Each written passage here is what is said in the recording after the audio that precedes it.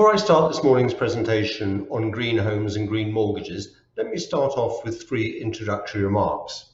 Firstly, for those of you who know me well, the prospect of having the mortgage industry's ultimate Luddite talk about the environment and green homes and green mortgages should at least be amusing, and hopefully you'll stay the course for the next 15 minutes.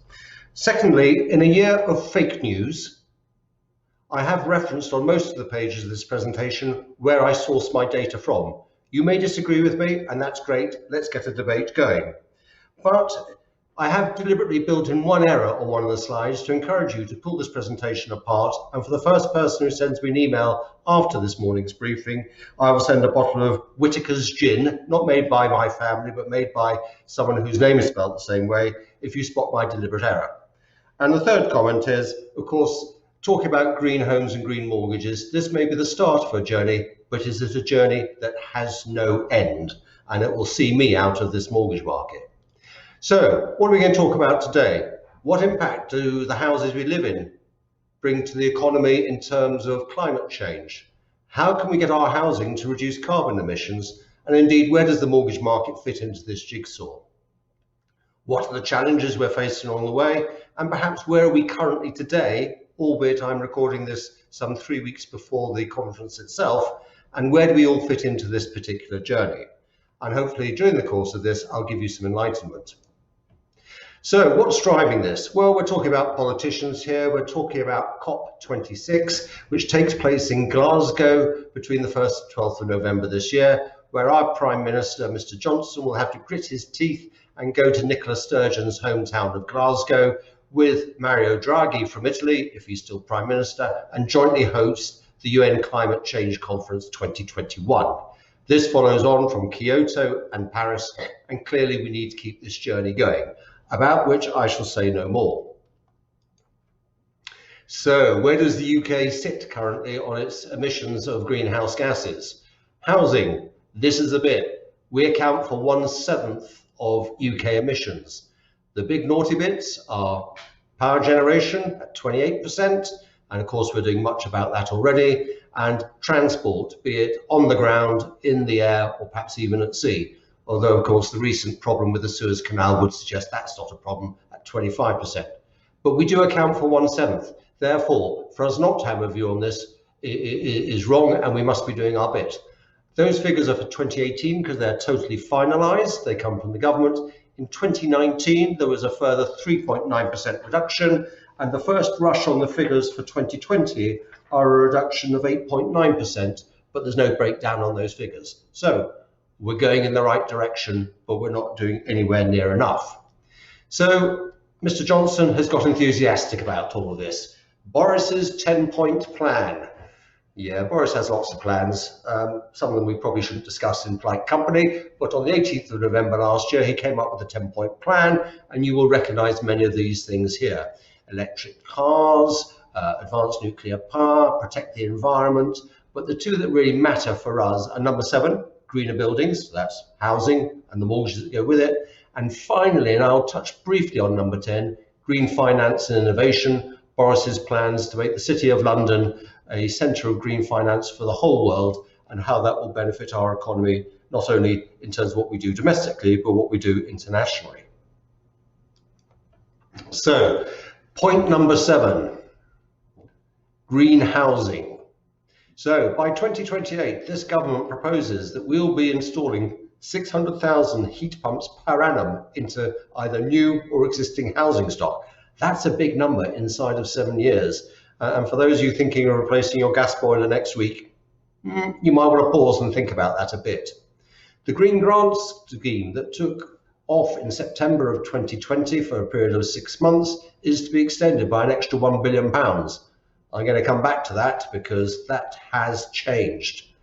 And on new homes, there's a future home standard that says these new buildings must have a 75 to 80% lower CO2 footprint from those that we currently insist upon. And I believe the building industry will get to it. And for the existing housing stock, they want to lift 2.8 million of our existing homes to a higher standard, getting at least 1.5 million of them into EPC-C.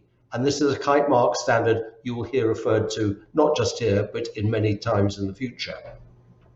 And lenders have their part to play. Lenders are being asked to start reporting on the EPCs on their existing portfolios by 2023, but we have a problem.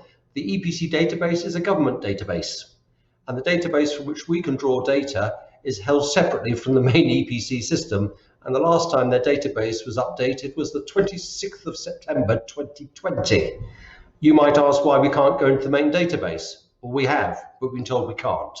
So we've had to employ, a company has gone in who is well known to some of you in the buy-to-let market called CoreLogic, and they've gone and agreed with the government they can scrape the data frequently, either weekly or daily, and as lenders we're now having to pay to get to the bottom of where EPCs are on individual houses and flats. And in Boris's 10-point plan, he has a voluntary target for lenders to get their portfolio average to C by 2030. That's interesting. How are you going to achieve that without potentially making mortgage prisoners? Something that no doubt you guys will wish to debate endlessly in the months ahead. So the Green Grant Scheme, yeah, we put a red stamp over this, withdrawn.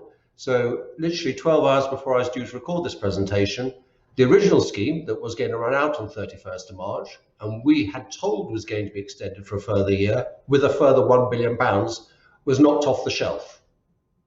So in the early stages of the original scheme, bureaucracy, being bureaucracy, meant that only 71 million had actually got out the door by the end of January 2021, albeit with an average grant size of just over £4,000, and we were expecting it to continue for a further year. Somewhere, thisismoney.co.uk got it in their minds that the government only ever proposed to do an extra 320 million, which when added to 71 million would be just short of £400 million. Don't know their source, couldn't check it out, but it stuck in my mind. Oh, and by the way, the government's going to spend an awful lot of your taxes on a public sector decarbonisation scheme. Yeah, that's sorting out their offices and schools and hospitals and things like that. And they said, oh, we good, we're going to get to a 50% reduction by 2032. But they trolleyed the data back to 2017, so they've already got some of that in their back pocket. I do wish government would be more honest with us. So here we are, they blew the scheme up. They announced on the 29th of March, but actually said we announced it at 5 p.m. on the Saturday the 27th. Who the heck picks up something at 5 p.m. on a Saturday afternoon? So in reality, they've given the market 2 days to get in their new applications. And the estimated spend to date is 39,000 grants have been made. And if we carry the average through that was available in January, that gives us about 160 million, which is slightly above the 140 million they originally intended. And they're now saying they've got 96,000 applications in total, including what's already been lent. So I come up with 400 million. So I think This Is Money knew something the other day when they said the government has no intention of doing £1 billion. They've earmarked the number down. Now, I don't mind them not marking the number down, but the sting comes in just a moment on the next page. And here's the sting. Landlords have, since 2018, had to have a minimum rating of E on their properties, and they're now proposing that by the 1st of April 2025, when you put a new tenant into your landlord property, you have to have an EPC rating of C or better. Just like the original rules, there'll be an extension for existing tenants out to 2028, so you don't have to throw your tenants out. And the estimates that we see for upgrading properties that are D is about 3.5 grand, local variations apply, but a property that is E, it might be more at about 7,500. Now, according to our data, because we've been tracking our data, 57% of our landlords sit in this cohort. 41% already at A, B or C. Congratulations, ladies and gentlemen. Obviously, if you wish to do more, that's great, but you're not going to be obliged to do more under law. And the more observant will say 41% plus 57% is 2% short of 100. There are certain buildings that remain exempt to this day from EPCs because they're either old or architectural interest, grade 1, grade 2, etc., etc. So what's in it for both landlord and tenants? Well, if a landlord improves the EPC rating of their property, the cost for the tenant on their utility bills should come down. And that's good for the environment as well, because that means they're consuming less gas or electricity, whatever other means heats their house. And for the landlord with a house in that street competing with another landlord, tenants will naturally gravitate towards houses with better EPC credentials, and therefore the landlord might be able to get a better rent in comparison to his neighbour who has a less well-rated property. So there are good reasons why landlords would wish to engage with this process inside the normal macroeconomics of running a business. So, and I have recorded this somewhat before this conference, and it is a moving market, but in the residential market, you've already got lenders offering out on APCs A and B. So you've got your mainstream homeowner mortgage providers, Barclays, NatWest, AIB at A and B. The Ecology Building Society, much respect to you, ladies and gentlemen at the Ecology. You came out with a product that said, I'll lend you 90% on day one, and if you can improve your property whilst you're living in it, we will pay you a 0.25% discount on your mortgage for every grade that you improve it, up to a maximum of 1%. I did mention those numbers to my pricing colleagues within my business, and one of them fainted on the spot. I do have to say the starting point for interest rate is probably somewhat higher than a Barclays or a NatWest, but they're recognizing that a homeowner may do up a house in and around them to get the EPC better. And what a great product. Well done, the Ecology. I hope you get an award this year for your innovation and initiative. And good old Nationwide, with a massive back book of mortgages, one of the biggest mortgage providers in the UK, have come up with a further advanced product of up to £25,000. And they're looking for 50% of it to be spent on energy efficient improvements to qualify for that particular further advanced program. So residential market off to a good start. Buy to let, much respect to Foundation Home Loans, first off the blocks in, I'm going to say February now, do correct me if I'm wrong, the guys at Foundation. EPC A, B and C on remortgages, they'll give you a better price than they would otherwise give you. Well done, Foundation. We're just launching in Keystone an A, B and C product, but we're focusing on older properties. We don't wish at this stage necessarily to reward on new build. We're happy to do new build on good products, but we're trying to incentivize landlords who've got lower rated properties to move their properties up the food chain and improve them. And indeed, if our clients have got a product transfer coming up, when we come up to the product transfer, we will check where the EPC is and say, do you know what, if it's at C or above, we'll give you a better price product again. So it's about working with your existing customers. And Paragon are out there with a further advance, must have been accepted for the Green Home Grant Scheme.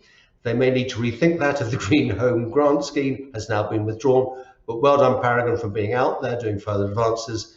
And indeed, even since I put this page together, they have now launched a green mortgage product. So you can see there is evolution in the market and we are getting there. Sourcing systems, it's work in progress, ladies and gentlemen. You can't yet go into any of the major sourcing systems and say, run a price check over my customers' borrowing requirements, now rerun it with an EPC rating of C, B or A. They're all working on it. It is kind of difficult. It is quite complicated.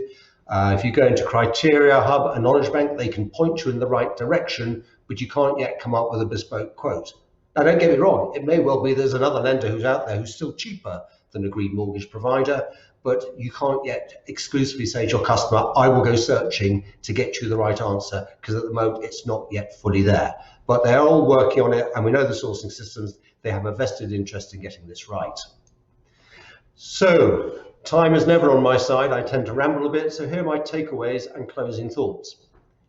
Ladies and gentlemen, UK housing accounts for 14% of our greenhouse gas emissions. So not playing our part in improving that emission number is never going to be an option for any of us.